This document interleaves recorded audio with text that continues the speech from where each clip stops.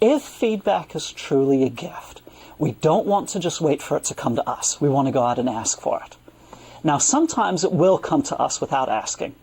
I have a quote for you from Abraham Maslow, of Maslow's hierarchy of needs fame. He said, "It's a great sign of respect to me, if someone feels I'm strong enough and capable enough and objective enough so that he can tell me when I've done or said something stupid.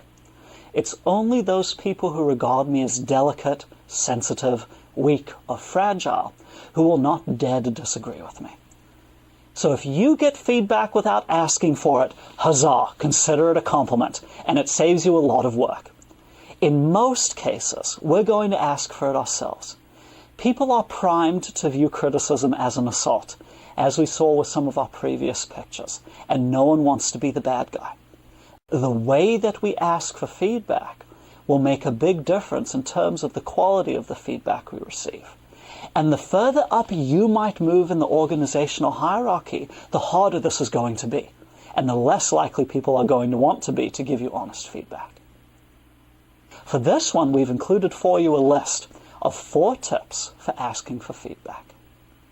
Number 1, ask people who A, are appropriately informed, and B, will be candid with you.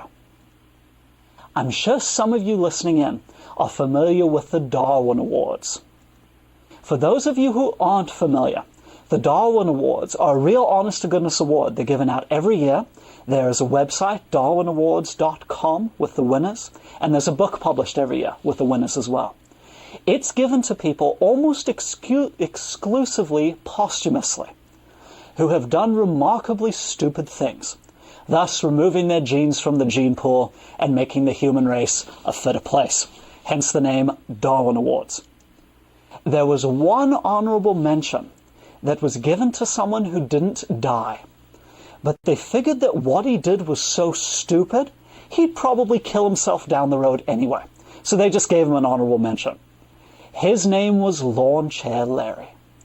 Some of you will have heard about him. They made a small independent film about him a few years ago. Lawn Chair Larry was a truck driver, but he always had the dream of flying.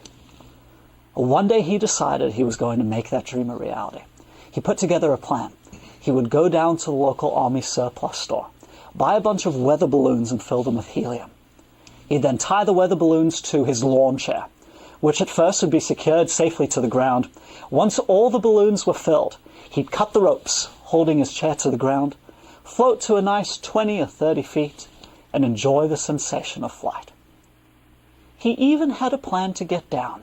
He would bring his gun along, and when he was done, he would simply shoot a few of his balloons and waft gently back to Earth. That night, he went down to the bar, and all of his beer-drinking buddies were there. He said, "Guys, I have this idea." And they said, "Larry, this is spectacular. Let's do this thing." And that weekend, all of his friends were there to help him carry out his plan. The balloons were filled. They were tied to the lawn chair. Larry was sitting in the chair. He had his gun in one hand. He'd even brought along a little sack lunch to enjoy while he was up there in his other hand. His friends cut the ropes, holding the chair to the ground. And instead of floating to a nice 20 or 30 feet, Larry shot through the air like a rocket. He passed 100 feet. He passed 1,000 feet. He passed 10,000 feet, finally leveling off at 13,000 feet. We know it was 13,000 feet because he then proceeded to fly into the airspace of the Los Angeles International Airport. And a Delta pilot who was flying by looked out his window, and there was Larry floating next to his jet. The pilot radios ground control, and emergency crews scramble. But what are they going to do? Send another balloon up after him? Larry is up there for 2 or 3 hours. You can bet at this point he's just a little nervous about shooting his own balloons. Finally, he decides, you know what? This is the only way I'm getting down. And that one part of his plan actually does work. He shoots some balloons, wafts back to Earth. On the way down, he does hit some power lines, takes out the power for an entire LA City block, but he made it okay at the end. Let's tie this back now to our tips for asking for feedback. Larry could have used some friends who, A, were a little more appropriately informed about the mechanics of flight before he carried out his stupid plan. When someone comes to you with feedback, you don't get to choose how well informed they are. When you go and ask for it, you sure do. Well, make sure to pick the right people. Number 2, be specific about both A, what you need help with, and B, why it's important to you. 3, make it worthwhile to them by explaining the business need or the WIFT. WIFT stands for what's in it for them. Yes, because you don't have enough acronyms here at Boeing, here's another one for you. What's in it for them? Why should they help you? Why should they risk a difficult conversation? Finally, number 4, make it safe for the giver to be candid. A, asking for help, advice, or suggestions, rather than using the word feedback. Just because the word feedback has so many negative connotations now in the English language, we recommend dropping it entirely. Use other words instead. Help, advice, suggestions. B, prime the pump with a self-critique. The phrase prime the pump comes from old-fashioned wells. If you've ever watched a Western movie, in the old Western town, in the middle of the town, there would be a well. Next to the well would be a bucket, already full of water. For those old wells to work, you would have to pour water from the bucket into the well to create the suction necessary to be able to get the water out. That's the prime the pump principle, and it works the same way. Give yourself a little self-critique out loud to the individual so you can show them that you are self-aware, you recognize there's an issue, and they're more likely to be open with you in return. C, stress your commitment to being open. And finally, D, ask for feed forward rather than feed back. We've defined feed forward for you here. It's the modification or control of a process using its anticipated results or effects. In other words, feed forward is information that helps us improve before something goes wrong, before it really matters. I do a lot of travel for my job, and I quite enjoy it. Even though I'm based out of Utah, and so is the company I'm with, we don't have a single centrally Utah-based client. So literally every time I do my job, I'm going to be getting on a plane and staying in hotels. Because of that, I've developed a real love for some hotel chains and a passionate hate for others. Some hotels, after my stay, they'll send me an email in my inbox. We hope you enjoyed your stay at such and such. We'd love to get your feedback. Please rate us on a scale of 1 to 10, etc., etc. I almost never fill those out. There are a few hotel chains that do it a little differently. Some hotels, when I first arrive, there's sitting on my pillow a card. It says, we hope you enjoy your stay at such and such. We want you to feel like you could give us a perfect 10. If there is anything that we can do to help make sure that happens, please let us know. Folks, that is good feed forward. Asking for information from me before anything has even gone wrong. We can use it in the same way.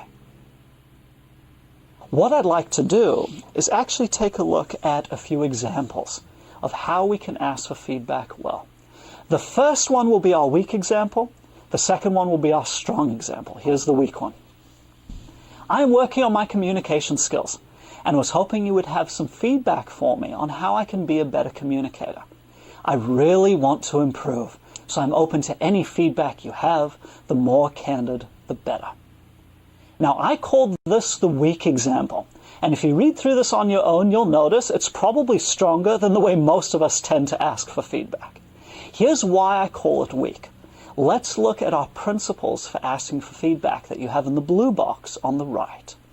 2A says be specific about what you need help with, and B, why it's important to you. What did the person say they needed help with in this particular case? I am working on my communication skills.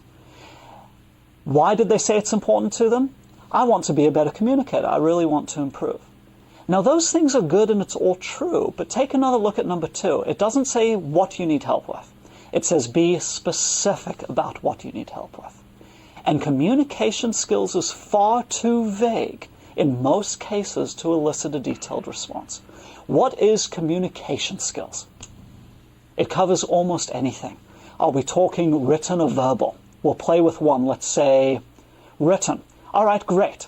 Do we mean a technical document, a user manual, a technical spec sheet, a note, an email, a poem, a short story, a novel, an essay? And we could go on and on and on, doing the same with verbal.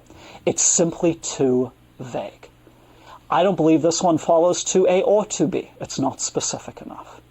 The only way we could be more vague is if we said what I often do hear people saying, I'd like to get your honest feedback on my performance. So often we ask a vague request for feedback and then somehow expect a detailed response in return. The more specific we are, the better a response we'll get. Let's look at 3A. Make it worthwhile by explaining the business need or the WIFT. Business need is not highlighted here. Make it safe, ask for help, advice, or suggestions rather than feedback. Nope, the word feedback is actually used there twice, so not that one. B, prime the pump with a self-critique. The closest they get to this is I'm working on my communication skills. Unfortunately, that's not a critique. That's just saying something that we're working on. C, stress your commitment to being open. This is something that I think this example does quite well.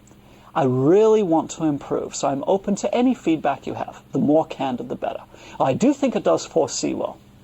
Finally, 4D, ask for feed forward rather than feed back. The actual word feedback is right there, so we can't count that one either. Here is our better example. Here's a draft of the report that's due on Monday. I think it's too long and would appreciate your advice on ways to condense it by 2 or 3 pages. I also welcome any other suggestions you might have to make it more useful for the group. Now there's a good example. Let's walk through it. Be specific about A, what you need help with. What did the person need help with? This report that's due on Monday, that's too long by 2 or 3 pages. Now that is specific. You notice that both requests we've looked at are asking for help on communication skills. The real difference is the second one is actually specific about the communication skills they want help with. 2B, why it's important to you. I think it's too long and want to condense it by 2 or 3 pages. 3A, make it worthwhile by explaining the business need or the WIFT. This is a report that's for this particular individual, so by making it better, shorter, more concise, it will help that person and their team. As for help, advice, or suggestions, I think it's too long and would appreciate your advice. 4B, prime the pump with a self-critique. Nice and easy, I think it's too long. C, stress your commitment to being open. I really like the way this person does this by saying right at the end, I also welcome any other suggestions you might have to make it more useful for the group. Asking for more is a great way to show your openness. Finally, D, ask for feed forward rather than feedback. When is the report due? Monday. So getting help on the report before it's actually turned in and is going to do whatever it is that it's going to do. You'll notice that both of these examples, almost word for word, are the same length. Yet the second one is significantly more effective than the first. We don't have to prepare a great big speech to ask for feedback effectively. What we have found is it does require preparation. I've yet to meet a person, including people who have been teaching this stuff for years, who can ask for feedback as well as the second example right off the top of their head. It takes just a little preparation, and really not much. 30 seconds, a minute, just to craft out how we want to ask for the feedback, and we're much more likely to get a usable response in return.